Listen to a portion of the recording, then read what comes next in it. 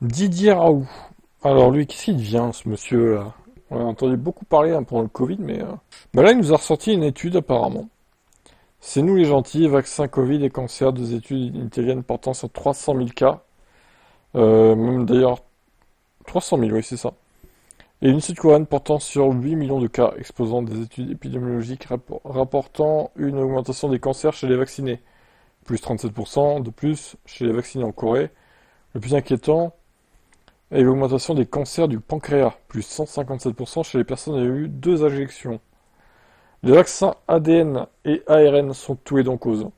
Par ailleurs, une étude rapporte la présence de l'ADN vaccinal intégré dans une cellule tumorale et une autre l'expression de la protéine Spike dans une métastase. Ceci après un suivi d'un an, ce qui était indétectable dans les études brèves, comme celle réalisée dans le Covid sous la pression de Gates et de l'OMS. Plusieurs études ont montré la présence de DNA à un niveau élevé dans les vaccins RNA, qui suggèrent une intégration facile dans le noyau des cellules. Ces études doivent être reproduites. C'est facile pour les cancers du pancréas et pour les pays qui ont des registres de soins exhaustifs comme le Danemark. Il faut des réponses scientifiques pour une fois. Alors pour être honnête, Didier Raoult, il me fait penser à un savant fou un peu. J'ai jamais trop trouvé crédible. Après, moi, je me méfie quand même de ces vaccins créés à la va-vite comme ça. Et déjà, bon, un vaccin où il faut plus de 3 doses, 4 doses pour qu'il soit efficace, pour moi, c'est pas un vaccin, c'est un espèce de traitement en fait déguisé en vaccin. Ça n'engage que moi. Moi, personnellement, j'ai 0 dose, hein, d'accord. J'ai tout fait pour pas me faire vacciner. J'ai eu le Covid en septembre 2022. Bon, j'étais pas bien 3-4 jours. J'ai vomi, j'avais de la fièvre, je toussais un peu. Après, bon, c'est passé, et puis voilà, basta, quoi. J'ai pas eu de Covid long, etc. J'assume totalement d'avoir 0 dose. Et si c'était à refaire, je le referais. Parce que je considère que j'étais pas quelqu'un à risque en plus. Donc voilà. Et comme j'ai dit, ces vaccins pour moi ont été créés à la vite et ne sont pas efficaces. Après, est-ce qu'ils donnent plus de cancer? J'en sais rien, à vrai dire. Mais bon, on peut quand même avoir des doutes. On peut quand même avoir des doutes. Le doute est permis. Je dis pas qu'il a raison, surtout.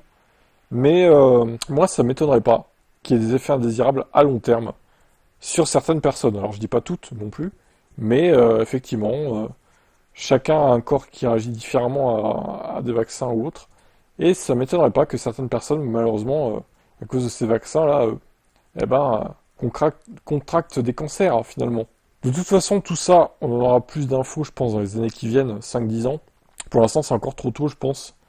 Et d'ici 2030, on aura une idée précise, je pense, de ce que ces vaccins auront fait, s'ils auront fait du bien ou du mal. En tout cas, voilà. J'ai cru entendre d'ailleurs que le Covid était de retour, hein, ces dernières semaines là. Après, est-ce que pour autant il faut aller se faire vacciner? Moi, je vous le conseille pas, très clairement. Je vois toutes ces personnes âgées là qui courent à se faire vacciner, mais comme le vaccin de la grippe. Je suis désolé, mais le vaccin de la grippe c'est tous les ans. Mais c'est quoi ça?